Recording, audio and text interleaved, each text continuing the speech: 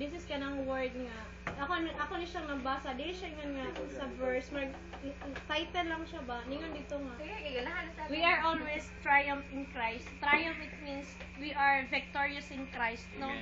All the time nga na si Christ sa ato is we are victorious, we are triumph, and then kanang winner ta atubangan ni Lord. And then ingon pa dito nga sa katongan ingon pa saya sa Romans, diba? Sa Romans nga, we are more than conquerors through Him who love us. So, whatever nga mga trials bitaw nga mabot sa ato aya, whatever nga mga circumstances, whatever nga mga kanang mga diinta ma-down, no?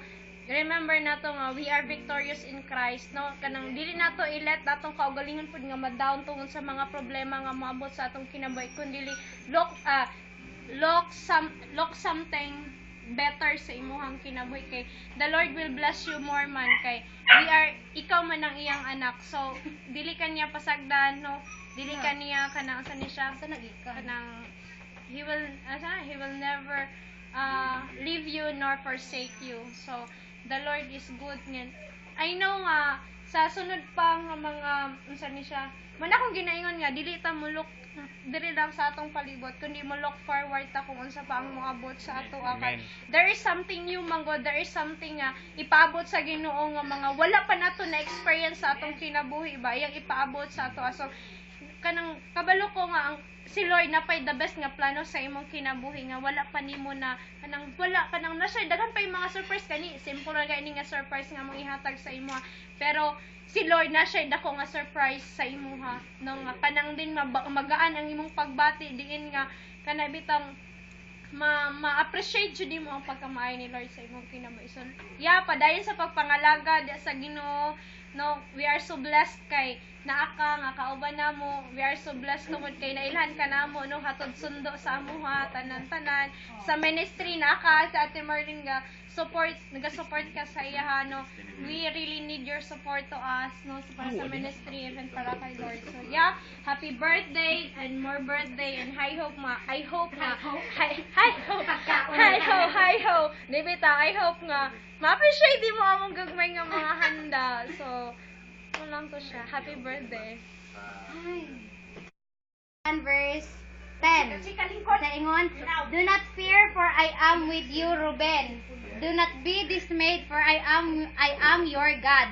I will strengthen you, Ruben, and help you, Ruben, and I will uphold you, Ruben, with my righteous right hand. Mano siyang ingon sa Ginoo no nga gi-personalize gid nako para sa imong hakol nga moabot man tanan nga pagsulay sa kinabuhi, tan-awa karon na ipagsulay nga niabot sa inyohang life pero natiwas gyud nahuman na but mo na siya ingon nga do not be dismayed for I am your God. Dili jud nato kalimtan nga Ginoo gyud siya. And ang last nga iyang giingon, I will strengthen you. Ang Ginoo ang nag-ingon dili ako. I will strengthen you and help you, and I will uphold you in my righteous right hand. So, maulang to no, a short but meaningful nga verse para sa imong hakol, found in Isaiah 41 verse 10. So, kadto lang og happy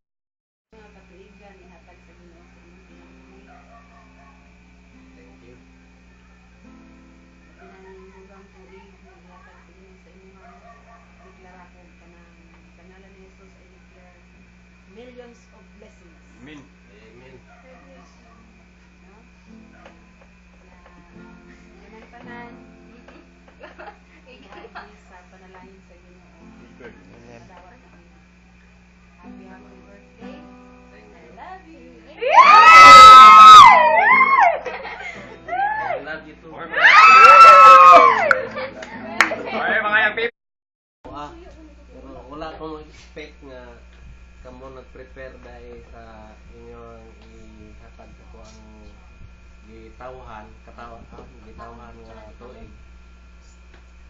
So nagapasalamat ko sa inyo dako kay kamo hatag yun og bili sa akong gitawhan nga tuig. Salamat gyud sa inyo nga pagkuan ninyo sa ako kay tungod dapat unta to nga ang birthday unta niya o ako Tama, sahon yun. lang unta namo. Ang Kaya para nga ang kung gani sa pag ikay isa lang gani ka kung kay isa naman ka bulan pero layo lang ang gap nga inadlaw. Pero naa naman salamat jud sa inyo nga pag kuan sa kuha kaning pag-prepare ngani wala gani ko expect nga doon na kamoy gitago sa kuha day nga na-surprise ko ninyo.